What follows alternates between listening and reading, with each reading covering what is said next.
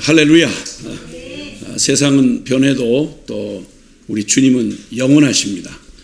그분은 어제나 오늘이나 영원토록 동일하시고, 그래서 우리를 향한 그분의 사랑도 여전히 동일하시고 또 변치 않으십니다. 그 올림픽의 그 꽃이라고 하면 뭐니 해도 이제 마라톤이라고 하는 걸 생각해 볼 수 있겠는데요. 마라톤 경주, 인간의 한계를 막 시험하는 그런 그 큰 구간을 그냥 그 최고의 속도로 이렇게 끝까지 완주해내는, 그것은 아주 단순한데 근데 꼭 우리의 인생 여정과 같아서 정말 그냥 보면 참 다른 어떤 경기보다도 혼자와의 싸움, 자기 자신과의 싸움, 그런데 모두가 다 설레임을 가지고 같은 스타트 라인에서 이렇게 출발을 하지만 그 긴 여정을 인간의 한계를 넘어서는 그런 과정들을 이렇게 지날 때 보는 사람들은 막 그냥 손에 땀을 쥐고 우리가 응원하는 사람이 이기기를 바라는 아주 흥미진진하고 아주 단순한데 그냥 단순하면서 그런데 참 사람들의 마음을 이렇게 막 흥분시키고 또 막 그냥 열광하게 하는 그런 것이기도 하죠. 그런데 그 마라톤을 이렇게 과정을 보면 그 과정을 이렇게 지나가는 동안 아마 몰라도 그 시간, 그 끈질긴 그 인내와 그리고 또 자기 통제와 그 모든 것들이 그냥 에너지가 온통 그 꼬린 지점을 향해서 막 달려갈 때 아마 몰라도 아주 격렬한 그런 이 갈등의 과정들을 거치게 됐죠. 포기할까? 하여튼 그 상황들, 그 내적인 그런 마음 안에 그 자기 의지를 시험하고 자기 한계에 부딪히는 거기서 어떻게 그 갈등을 넘어서고 끝까지 완주하느냐.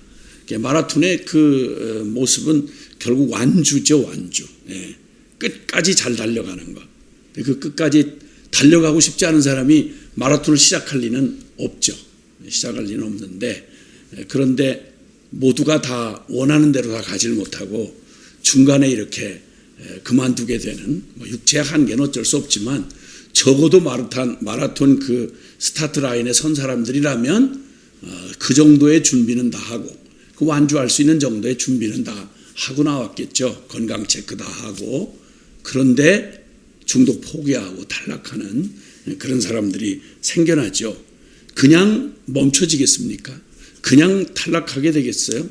갈등이, 아주 수없는 갈등이 그들 막 그 한계를 넘을 때마다 숨이 턱에 닿고 그냥 자기의 많은 생각들이 오고 가는 그런 그 갈등의 순간들을 끝까지 그걸 잘 견뎌낸 사람, 그 사람이 결국 그 완주의 그러한 그 기쁨을 맛보게 되겠죠.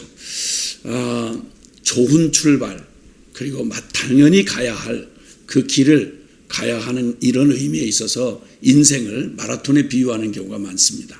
특히나 영적인 삶을 시작하고 복음 안에서 새로운 그런 진리의 길을 따라 부르심을 따라 달려가는 길에 우리는 참 원치 않지만 서로 참 마음 아픈 일이긴 하지만 가다가 이 하나님의 그 참 천에 하나 만에 하나 정말 진리를 발견하고 이 길 외에 다른 게 없구나 하고 함께 그 스타트 라인을 출발해서 거듭난 삶으로 부르심의 삶을 따라가는 중에 그냥 포기하고 싶고 또 혹은 어떤 때 꼭 이래야만 되나 타협하고 싶고 끝내 하다 안 되면 나중에는 확 그냥 돌변해서 배신을 하고 떠나가는 그러한 사람들도 보게 됩니다. 이런 그 과정을 맞이할 때 사람들은 그 결론에 이르기 전에 아주 깊은 내적인 갈등이 그 안에 일어나게 되죠. 아주 격렬한 갈등이 일어납니다. 그게 작든 크든 한 사람을 무너뜨리고 또 일어서게 하는 건 사실은 내 영혼의 이 갈등 안에서 이제 거기에 그 갈림길이 있습니다. 분기점이 있는 거죠. 그 갈등의 순간 에이씨 하고 갔다가 확 포기하고 싶은, 또 아니면 슬그머니 여러 가지 고민을 이걸 해결하려고 애를 쓰다가 기가 막히게 그때 타협의 소리가 들려오는 거죠. 이게 참 강력한 유혹입니다. 아주 강력한 유혹.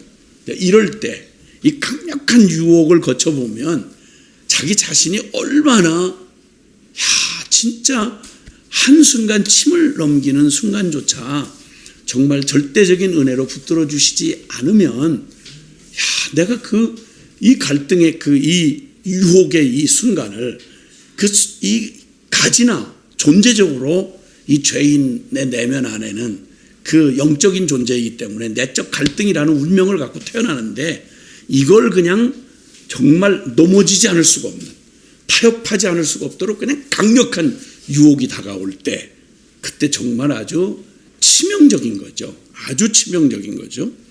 그것은 아주 정말 남들 보기에 영웅 같은 사람에게나 또 아니면 정말 찌질한 그냥 소인배 같은 사람에게나 사실은 이 강도는 조금도 차이가 없다고 생각이 됩니다. 내 영혼의 이 갈등, 이 치열하고 그리고 아주 치명적인 강력한 유혹을 통과하면서 이 영혼의 갈등을 이겨내는 그러한 이 고백 그리고 그 믿음의 승리를 우리가 이제 좀 살펴볼 수 있겠습니다. 그래서 오늘 내 영혼의 갈등, 이러한 주제의 말씀 함께 같이 또 살펴보면서 우리 또 기도하며 나아갔으면 좋겠습니다. 시편 141편의 말씀이 되겠습니다. 시편 141편. 시편 141편 말씀에 다윗의 시로 소개가 되어 있습니다. 다윗의 시 141편 1절부터 10절까지 같이 함께 읽겠습니다. 여호와여, 내가 주를 불러싸오니 속히 내게 오시옵소서. 내가 주께 부르짖을 때 내 음성에 귀를 기울이소서. 나의 기도가 주의 앞에 분향함과 같이 되며 나의 손드는 것이 저녁 제사같이 되게 하소서. 여호와여, 내 입에 파수꾼을 세우시고 내 입술의 문을 지키소서. 내 마음이 악한 일에 기울어 을 행하는 자들과 함께 악을 행하지 말게 하시며 그들의 진수성찬을 먹지 말게 하소서. 의인이 나를 칠지라도 은혜로 여기며 책망할지라도 머리에 기름같이 여겨서 내 머리가 이를 거절하지 아니할지라. 그들의 재난 중에도 내가 항상 기도하리로다. 그들의 재판관들이 바위 곁에 내려 던져졌도다. 내 말이 달무로 무리가 들으리로다. 사람이 밭가라 흙을 부스러뜨린 같이 우리의 해골이 스올 입구에 흩어졌도다. 주 여호와여, 내 눈이 주께 향하며 내가 주께 피하오니 내 영혼을 빈궁한 대로 버려두지 마옵소서. 나를 지키사 그들이 나를 잡으려고 놓은 올무와 악을 행하는 자들의 함정에서 벗어나게 하옵소서. 악인은 자기 그물에 걸리게 하시고 나만은 온전히 면하게 하소서. 아멘. 아멘. 아멘. 이 시를 지은 그 배경에 대해서 짐작컨대는 이 다윗이 사울의 추격을 받아서 자기를 죽이려는 사울왕을 피해서 가다가 궁지에 몰려가지고 벌써 꽤 시간이 흘렀죠. 그냥 그 진부하기 짝이 없는 아주 진부하고 그리고 또 매일 언제쯤이면 끝날까 싶은데 끝나지 아니하고 계속 자신을 추격하는 그냥 피말리는 그 추격에 이리 쫓기고 저리 쫓기고 이 방법으로 저 사람을 찾아가 보고 피할 곳을 찾아서 막 두루방황하다가 결국 이제 굴에 가서 숨습니다. 굴에 숨어요. 짐승도 아닌데 사람이 굴로 피했다. 얼마나 다급하면 갈 데가 없으면 그러겠어요. 그때 그 굴에 피해 있을 때 아마 심신이 다 지쳐 있을 때일 겁니다. 심신이 지쳐서 이거 진짜 이거 언제까지 이렇게 돼야 되나? 언제까지 이렇게 이 피난의 끝은 언제 끝날 것인가? 나는 과연 어떻게 될 것인가? 막 자신을 흔들고 공격하고 또 몸뚱이들 그게 무슨 쇠로 된 몸이 아닐 텐데 그걸 이 힘들고 어려운 상황에 그냥 풍찬노숙하는 그것도 굴 속에서 사람이 살만한 데가 아니지 않습니까? 어쨌든 살아남기 위해서 거기에 피해 있는 바로 그때였습니다. 정말 끈질긴 그 추적, 그리고 끝나지 않는 이런 상황들, 그리고 하나님은 자신의 이 상황을 이제 좀 뒤집어서 해주실 만도 한데 여전히 그 새벽은 올 기미가 보이질 않고 그냥 캄캄한 굴속처럼 자기의 삶이 암담하고, 단지 하나 이렇게 출발했던 근거는 딱 하나입니다.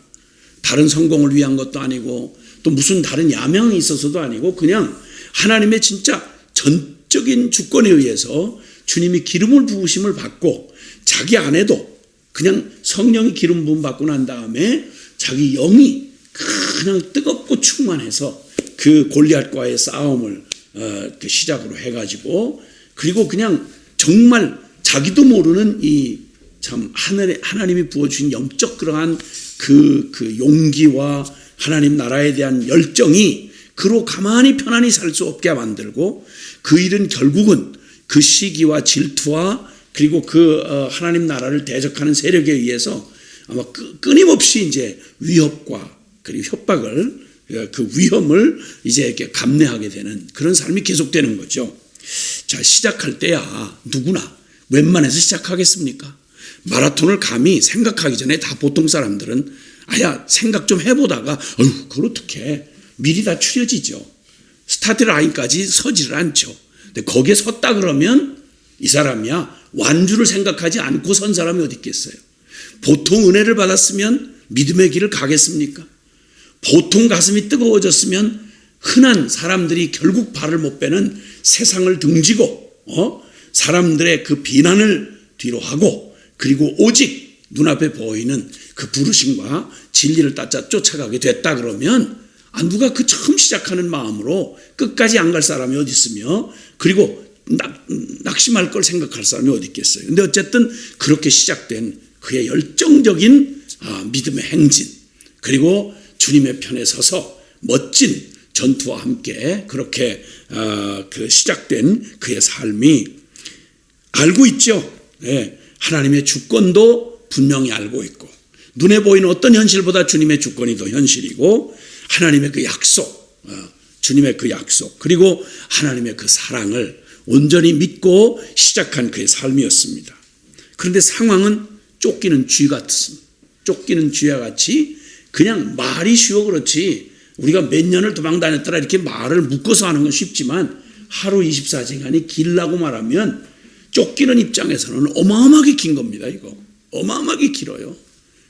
피말리는 그 추격을 당하면서, 그리고 그 두려움, 그리고 그 목졸라오는 그런 압박들, 그래서 결국 주님의 부르심대로 쫓아가는 그 길을 내가 끝까지 갈 수 있을까? 온전하게 해낼 수 있을까? 남도 아닌 내가, 이 유약해 보이는 내가 가능할까? 수많은 생각과 공격들이 있게 마련이죠. 그럴 때 이제 막 한계에 다다랐다는 싶은, 더는 못 가겠다 싶은 순간이 그냥 한 해가 넘어가고 또 이태가 넘어가고 이렇게 해서 여기까지 왔는데 궁극적으로 나아지는 게 아니라 점점 더 상황이 악화되는 상황 쪽이었습니다. 급기야는 꼭 쫓기는 쥐처럼 저 굴에서 숨소리도 못 내고 숨어 있어야 하는 그 기가 막히고 절박한 순간이었습니다. 그때 말입니다. 소리 없이 자기 안에 그 무겁게 짓누르는 수많은, 이거 끝까지 가야 되나? 끝까지 갈 수 있을까? 내가 이러고 있던 차에 그때 아주 그냥 강력한 유혹의 순간이 찾아왔습니다.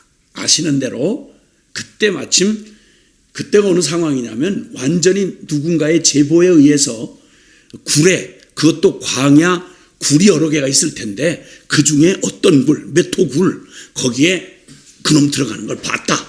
그리고 우리가 계속 실시간으로 이렇게 그 왕에게 보고를 할 테니 군대를 끌고 오십시오. 완전히 내부 첩자에게서 나간 것만큼 정확한 그 정보가 사울에게 왔고, 사울은 군대를 입고 이번에는 잡겠구나 싶어서 완전히 굴 주위를 물샐 틈 없이 포위를 했습니다.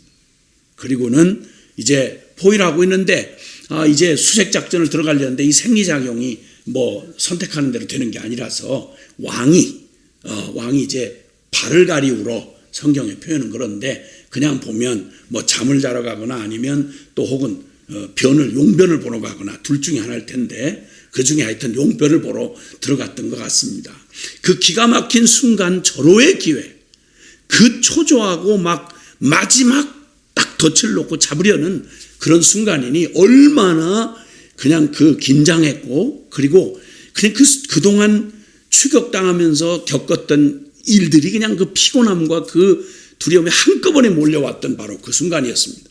절체절명의 순간이었습니다. 그런데 놀랍게도 그 순간에 이 찾아온 기회가 바로 뭐냐면 그러니까 정확한 그 굴 속에 아마 그가 거기에 있을 거라는 생각을 했더라면 들어오진 않았겠죠. 아마 뭐 굴이 참 많다는데 주변에 광야에 아마 그 중에 어느 굴이 꺾였냐고 짐작은 했겠지만 거기는 있으리라는 생각을 못하고 일단 사울이 다른 그 호위병들을 밖에 뒀겠죠. 그리고는 혼자 들어와 가지고 컴컴한 데를 향해서 보기에는 무서우니까 그래서 밝은 쪽으로 얼굴은 돌리고 아마도 모르면 신체 한 부분을 뒤쪽으로 향하고 완전히 무방비 상태로 그리고 이제 볼일을 보기를 시작하는데 이 기회가 찾아온 겁니다. 이 순간 요 찰나의 순간인데 요 기회가 자기들 지금까지 피말리는 추격과 그리고 이 고통과 고생의 길에서 끝장을 낼 수 있는 아주 절호의 기회가 있습니다. 그리고 또 하나님이 분명히 사울을 패하시고 그리고 그 대신 다윗을 세우신다고 하는 주님의 기름 부심 분명히 있었고요. 자, 명분 다 되지요. 기회가 정확하게 왔지요. 그리고 이 기회는 진짜 천우일의 기회라. 한 번 다시 올 수 없는 기회입니다. 그러면 지금까지 그 기가 막힌 막 포기하고 타협하고 싶고 물러서고 싶었던 그 숱한 고비를 넘었던 그 모든 순간이 한꺼번에 해결되는 기가 막힌 기회가 왔습니다. 이건 만들래도 만들 수가 없는 시나리오인 거죠. 그 함께 거기 숨죽여 있던 저 굴 속에 있던 사람들도 이번이 기회라는 거예요. 단 한 번의 기회라는 거예요. 처단하자는 거예요.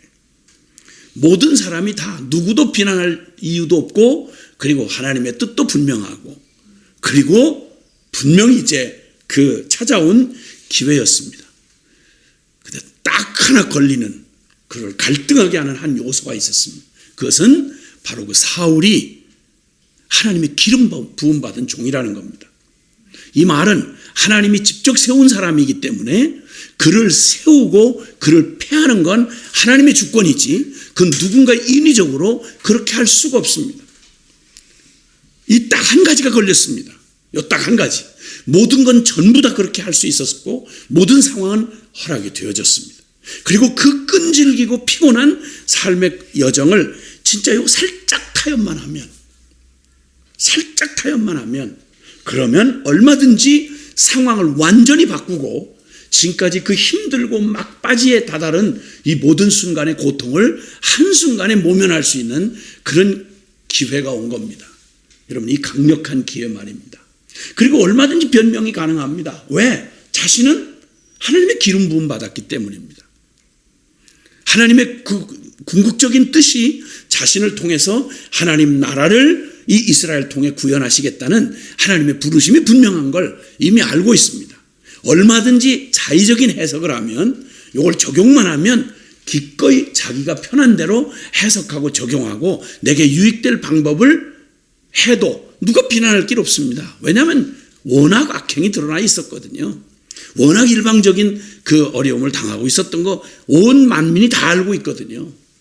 하나님하고 다윗하고의 사이에만 남아있는 겁니다. 모두에게 다 합당한 명분이 있고 그리고 충분한 동정할 만한 그런 상황이고 그리고 그렇게 하기에 충분한 이유를 갖고 있었습니다. 딱 하나입니다. 하나님 앞에서만 이렇게 떳떳지 않은 거예요. 하나님 앞에서만.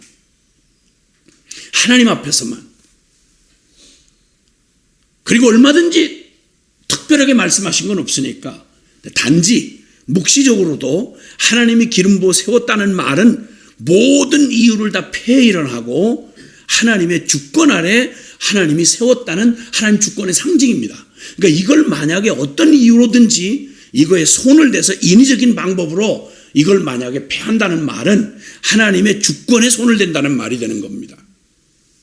자, 이런 미묘한, 다른 모든 것은 충분히 그럴 만한 명분이 있는데 딱 하나 걸리는 게 하나님하고 다윗 사이에 하나님의 주권을 인정하는 바로 그 일입니다. 남 보기에는 그렇게 민감하게 볼 수 없는 거죠. 그러나 다윗은 압니다. 그때 그가 정말 말 그대로 자신의 이 억울함과 저 사울의 미친 광기에 아무래도 최후의 그런 양심에 이제 약간의 걸림이 있으면서도 일편 그 강력한 유혹에 잠깐 타협점을 찾습니다. 그래서 자기 억울함이라도 변호해 보려고 칼로 능히 찔러서 죽일 수 있었지만 그 찌를 칼로 살짝 옷 귀퉁이를 베입니다.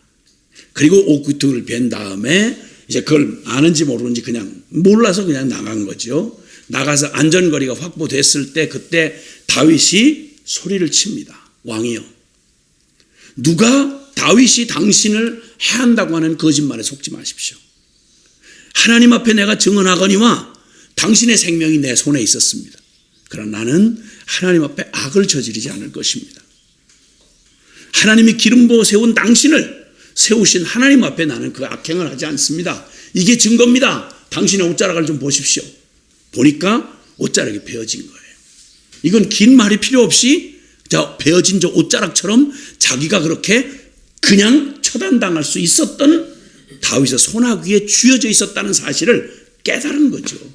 사울도 인정하지 않을 수가 없었습니다. 자, 그렇게 그 일이 지나고 이 시편의 고백을 했을 거라고 짐작을 합니다. 아주 강력했던 유혹이었습니다. 근데 그가 나중에 회개를 합니다. 옷자락 벤 것조차 자신이 하나님의 그 주권에 온전하게 자기의 운명을 다 맡기고 하나님 앞에 심판을 맡겼더라면 그분 앞에 정말 드렸을 마땅한 하나님의 주권에 대한 마땅한 경배가 되었을 텐데 흠집을 냈구나 내가. 저 옷귀퉁이 잘라낸 것처럼 하나님을 향한 나의 그 순전한 그분의 주권을 믿는 나의 경배와 그분을 순종하는 나의 태도에 흠집을 냈구나. 이것 때문에 회개를 했다고요.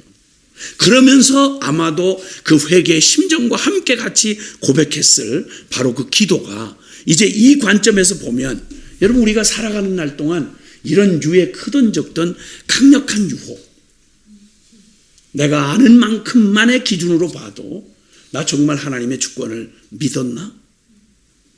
나 정말 그 하나님의 그 약속을 모든 것보다 최후의 것으로 붙들었었나? 내가 이 우울하고 공격받는 이 모든 내 심정 속에서 그 현실도 분명 현실이지만 하나님의 사랑은 더 현실이잖아요. 근데 나는 그때 그 사랑을 나는 믿었나? 그 사랑을 붙잡았나? 그 사랑에 의지했나?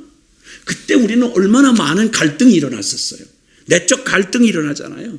아주 강력한 이렇게 치명적인 순간에 유혹이 오면 에이 하고 눈 한번 질끈 감고 그냥 확 나를 그냥 정욕에 내 던지거나 아니면 그냥 정말 말 그대로 적당하게 이때 이 강력한 유혹에서 한 발 물러서서 적당하게 섞어버리면 그 다음에 모든 삶이 그 레벨을 안 벗어나는 거예요. 늘 결정적인 순간에 가면 적당하게 타협하고 그래서 세속화되고 인본주의적이고 기독교는 기독교인데 복음은 복음이라고 그러는데 색깔 슬쩍 섞어서 그리고 적당하게 미화시키고 적당하게 이 세상의 속에서 살아가는데 최적화시킨 아주 괴이하고 변형된 그런 이상한 복음 없는 쉽게 말하면 지옥 얘기 안 하면서 천국 얘기를 계속하고 신학을 계속 논하면서 십자가 쏙 빼고 십자가 없는 신학 얼마나 멋있어요. 위대한 하나님 성경을 깊이 연구하고 분해하고 아주 적확하게 하나님 나라를 어마어마하게 멋있게 그려내면서 죄 얘기는 쏙 빼고 하나님의 그 회개 없는 구원 회개 없는 용서, 이런 일들로 우리를 기가 막히게 타협하고 변질된 이런 일들로 우리를 적당하게 영혼을 그저 기름과 뒤섞어서, 세상과 뒤섞어서 이렇게 그 강력한 유혹 앞에 대부분은 싸움 해보기도 전에 미리 겁에 질려가지고 타협하거나, 혹은 한때 왁 무슨 발정난 사람 저것처럼 우르르 해가지고 막 반응을 보이다가 어느 순간 정반대 동네에 가 있는 기가 막힌 이런 유형의 사람들을 보게 되죠. 예, 역사상 그랬던 사람들이 꽤 많죠.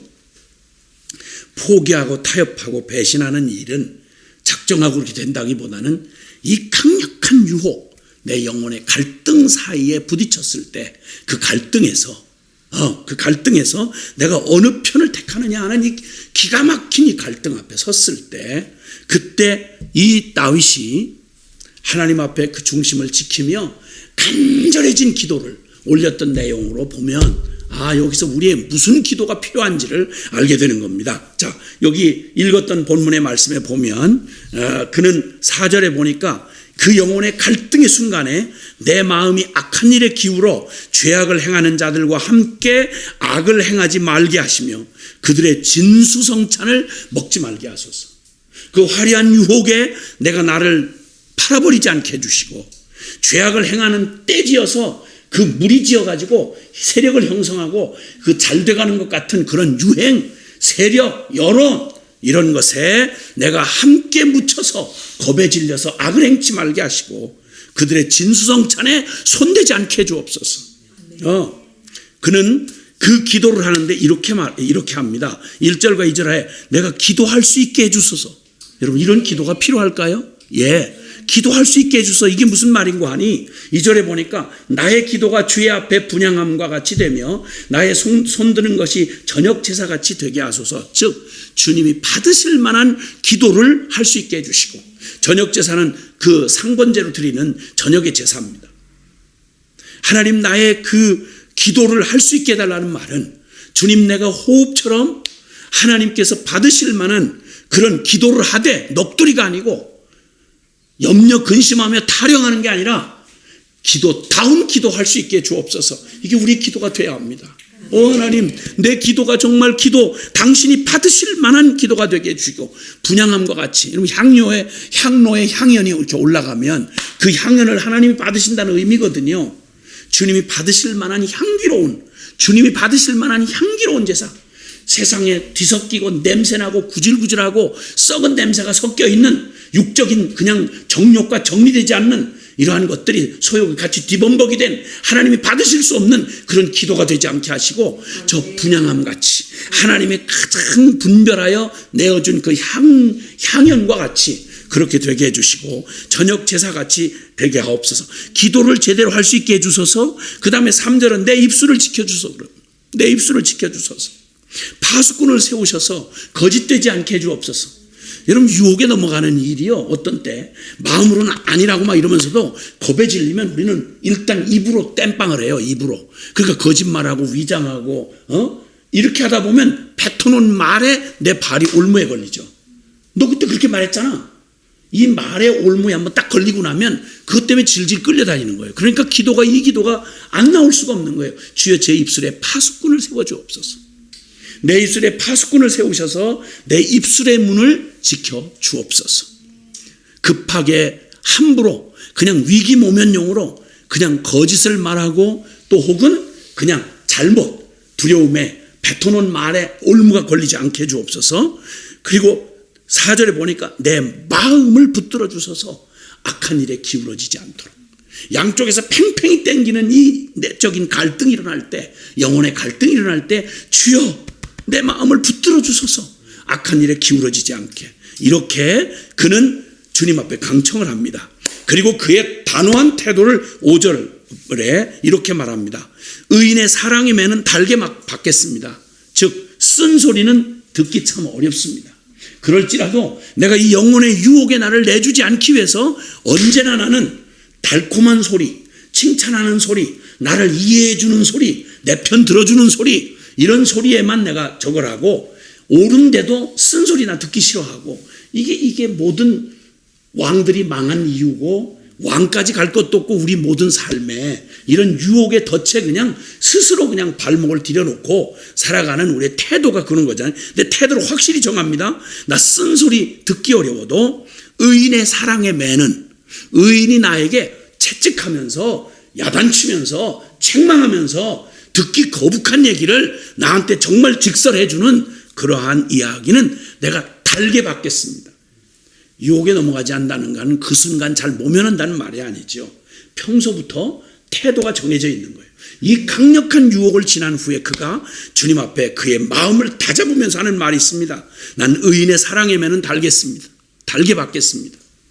그래서 내 사욕을 쫓을 스승을 쫓아가는 마지막 때가 되면 인간들이 자기 귀를 간지럽게 해줄, 그러니까 여기저기 다니면서 그 달콤한 설교, 달콤한 메시지, 아주 같은 성경을 가지고 어쩌면 이렇게 기가 막히게 부담스러운 거 다 제하고 어쩌면 죄인이 그렇게 편안하게 지식적 만족과 함께 아주 나이스하게 위로를 경험하게 해주는 이 기가 막힌 이 달콤한 유혹, 이거에 늘 마음이 팔린다는 말은 그건 마음이 부패 있다는 말이에요. 이미 그곳으로 이미 벌써 마음을 팔았다는 말이에요.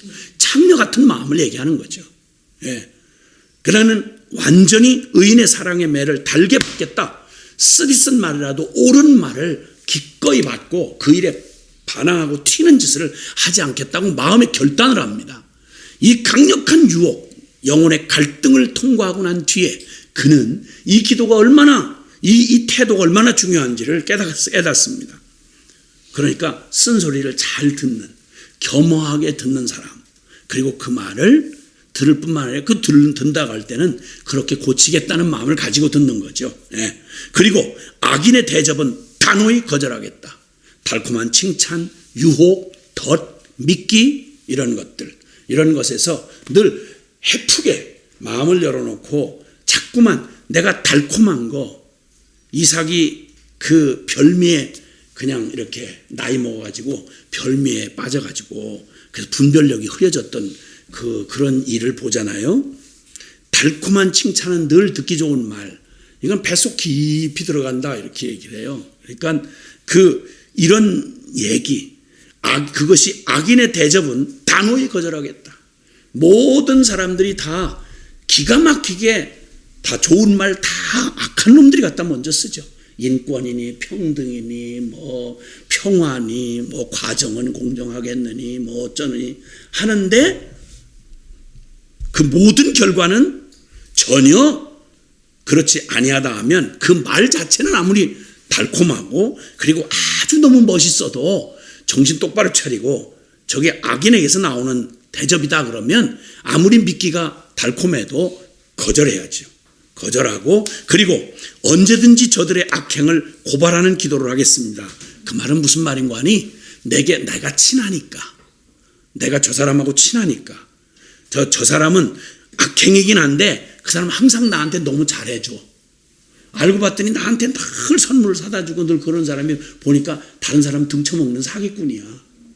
그래도 그 사람은요 나한테는 너무 잘해줬어요. 나를 정말 사랑해주는 사람이에요. 미쳤구나 너. 정신 차려라. 내가 내게 유익을 계산하지 않고 저 사람이 나한테 잘하냐 못하냐 이게 기준이 되지 않고 나는 언제든지 저들의 악행을 하나님 앞에 고발하는 기도를 하겠습니다. 그 말은 자신의 태도를 이렇게 결정하겠다는 거예요. 자, 그의 마음의 태도 앞에서 그는 기도했던 세 가지 기도가 있습니다. 나 기도다운 기도할 수 있게 해주세요. 내 입술을 지켜주세요. 내 마음을 붙들어 주세요. 이렇게 기도하면서 하나님 앞에 그렇게 해달라고 기도해놓고 내 마음은 준비를 안 했다. 이건 말이 안 되잖아요. 그는 그의 마음을 나는 이제 의인의 사랑의 매를 달게 받겠습니다. 악인의 대접은 단호히 거절하겠습니다. 언제든지 저들의 악행을 고발하는 기도를 하겠습니다. 이렇게 그 마음의 태도를 결정하고 이 강력한 영혼의 갈등의 순간에 준비 잘하고 확정된 마음을 가지고 있어야 그래야 이 내 운명을 갈라놓는 유혹의 순간, 갈등의 순간에 우리가 옳은 편에 그리고 진리의 편에 설 수 있다는 것입니다. 그는 확신 가운데 말합니다. 6절과 7절에 권세자들이 돌뿌리에 걸려 넘어지면, 즉 나의 이 고백을 따르지 않고 그러니까 자기들의 유혹에 자신들을 내어준, 그래서 세상의 단맛을 보고 성공한 것처럼 보이는 자들이 결국 지가 선택한 그 유혹의 돌뿌리에 지가 걸려 넘어지는 날이 오면 그제야 내가 한 말이 옳았다고 하는 것을 알게 될 것이고 내 말에 귀를 기울일 것입니다. 길고 짧은 건 대봐야 합니다. 그래서 어리석어 보이고 그리고 너무 꼴통같이 보이지만 이렇게 마음을 결정하고 영혼의 갈등의 여지를 두지 아니하고 택했던 내가 옳았음을 그들이 그래도 꽁 잡는 게 매 아니냐, 어떤 뭐처럼 벌어서 뭐같이 쓰면 될 거 아니냐, 이럴 때 참 처세술이 뛰어나고 그리고 아주 현실 감각이 빠르다고 하는 사람들이 지가 스스로 선택한 그 길, 기가 막히게 편리하게 말을 모든 좋은 말 다 하고 남 때려잡는데 다 썼던 그가 그게 부메랑이 돼서 자신에게 돌아오는, 남이 성추행했다고 그 생난리를 치고 그 기가 막힌 혀끝으로 남을 갖다 몰아서 인생 절단을 냈던 사람이 바로 그 똑같은 짓을 하고 결국은 궁지에 몰려서 어디로 가는지 역사에 지금만 아니라 옛날에도 많이 존재했던 일입니다. 아마 이때쯤 되면 생각 조금 있는 사람들은 아마 오늘 이 순간에도 그리고 모든 삶의 순간에서 그때 비로소 아하, 된다고 다 되는 게 아니며 할 수 있다고 다 해서 되는 일이 아니구나 하는 걸 깨닫게 될 것입니다. 그리고 7절에 그들의 해골은 부서져 수월 어귀에 흩어질 것입니다. 하나님 앞에 이 영혼의 갈등의 자신을 포기하고 타협하고 배신하고 던져버린 그러한 어리석은 영혼들의 그 결과가 어떻게 될 것인지를 선포하는 것입니다. 8절에 내 눈이 주께 향하고 내가 주께 피하니 내 영혼을 빈궁한 대로 버려두지 마소서. 9절에 나를 지키사 그들이 나를 잡으려고 쳐놓은 홀무와 함정에서 벗어나게 하소서. 그리고 결론처럼 말합니다. 악인은 제 덫에 결국 넘어지게 됩니다.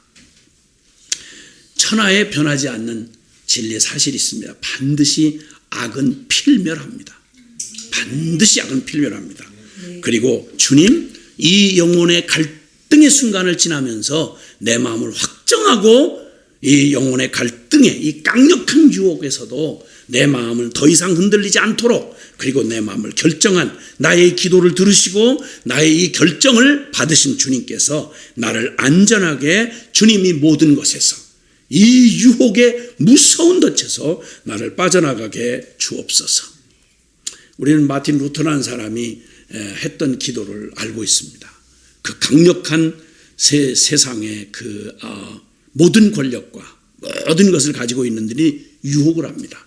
너 지금이라도 네가 지금까지 종교 개혁이니 뭐니 하면서 감히 겁없이 세상이 어떤데 현실이 어떤데 네가 했더니 모든 책에 주장했던 거 다 태우고 이걸 부인하겠다고만 얘기해라.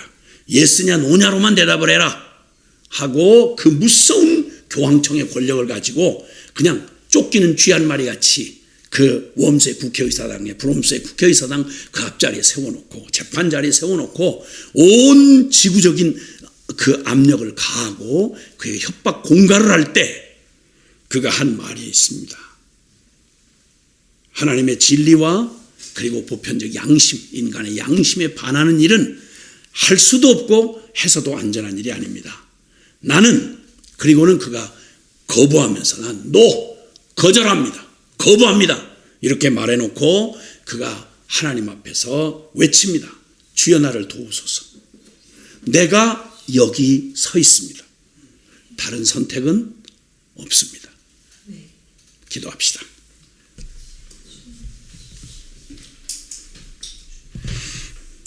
여러분, 우리 영혼 안에 갈등이 운명이었더랬습니다. 로마서 7장에 있는 말처럼 내 안에 두 가지 법이 싸우는데 내 속사람으로는 하나님의 법을 즐거워하고 내 육체로는 계속 죄의 법이 나를 사로잡아서 나를 계속 고통스럽게 만든다. 오호라 나는 곤고한 사람이라 누가 나를 이 사망의 몸에서 건져내랴. 이런 갈등을 안고 살아가는 우리에게 인생의 구비구비마다 아주 강력한 유혹, 기가 막힌 유혹을 겪게 됩니다.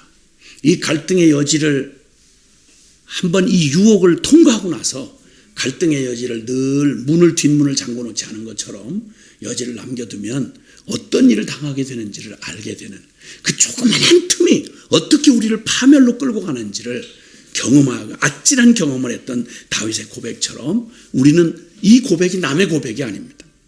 이 기도의 이 본문이 141편이 남의 얘기로 들리지 않지 않습니까? 주님 저 기도할 수 있게 해주세요. 주님이 받으실 만한 기도를 할 수 있게 해주세요.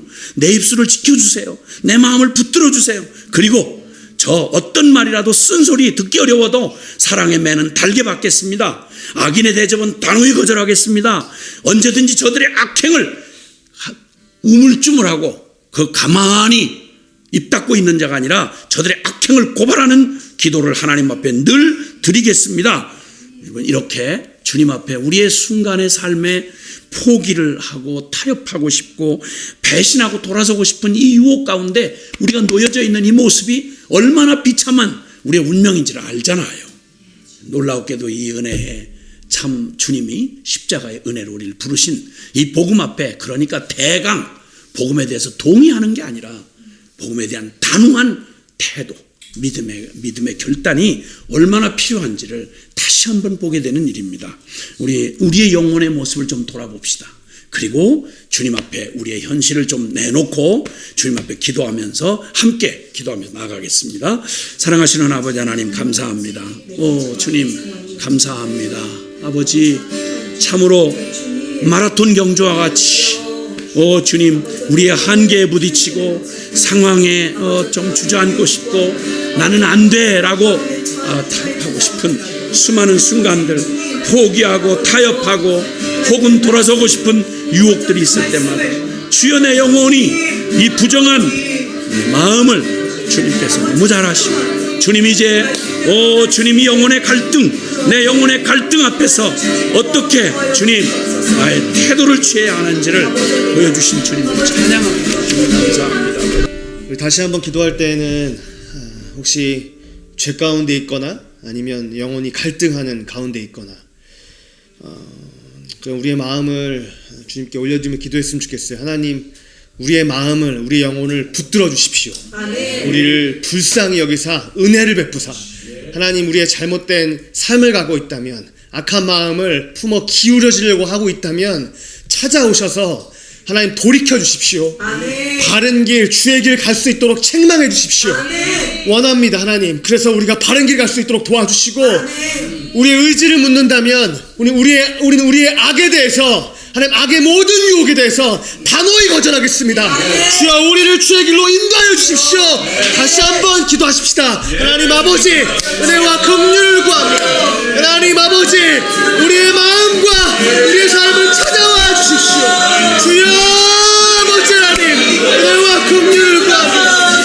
주여 아버지 하나님 우리를 도와주십시오. 우리의 마음 가운데 하나님 우리의 잘못된 삶을 찾아오셔서 하나님 아버지 악한 자의 마음으로 기울이고 있다면 주여 아버지 하나님 아버지 저의 마음을 하나님 아버지 주여 아버지 하나님 돌이켜주십시오. 하나님 아버지 하나님 잘못된 삶을 하나님 돌이켜주시옵소서. 하나님 주여 하나님 바른 길 갈 수 있도록 하나님 우리의 영혼이 주님의 길을 따를 수 있도록 하나님 우리를 하나님 아버지 인도하시옵소서. 하나님 우리의 그러시옵소서. 하나님 악에 대해서 단호히 거절하겠습니다. 하나님 어디 우리를 불쌍히 주십시오. 하나님 아버지 지도를 식별할 수 힘이 없습니다. 하나님 아버지 불쌍히 주십시오. 주여 긍휼해 주십시오. 하나님 아버지 주여 주님이 필요합니다. 주님의 은혜가 필요합니다. 하나님 주의 길을 가고 싶습니다. 주님 우리의 마음의 소원을 하나님 올려드립니다. 하나님 도와주십시오. 아버지 하나님 하나님 아버지 여기 자기 은혜와 자존심과 하나님 아버지 부족한 가운데 있다면 하나님 아버지 박살내시고 돌이켜주셔서 하나님 주의 길을 갔습니다. 하나님 인도하시길 주여 간구합니다. 아버지 하나님 주여 도우시옵소서. 아버지 하나님 주님 감사합니다. 주님 아버지 하나님 주님 주여 아버지 하나님 주님 아버지 하나님 우리를 하나님 아버지 하나님 주님 하나님 아버지 하나님 하나님 시편 말씀을 통하여 오늘도 신실하게 말씀해 주시는 주님으로 인해 감사드립니다. 우리의 영혼이 갈등할 때가 있습니다. 하나님 내 마음을 스스로 지킬 수 있는 힘이 우리에게 없습니다. 하나님 인정하오니 하나님 은혜와 긍휼로 우리의 영혼을 붙들어 주십시오. 우리의 마음이 악에 대해서 기울어지려고 할 때 주님 제가 단호히 악에 대해서 거절하겠습니다. 하나님 우리를 찾아오셔서 잘못된 길 가고 있다면 책망하여 주시고 바른 길로 주님의 길로 우리의 영혼을 인도하여 주시옵소서. 주여 우리에게 주님이 필요합니다. 주님 우리를 이끌어 주시옵소서. 아버지 감사드리며 예수 그리스도의 이름으로 기도드립니다. 아멘.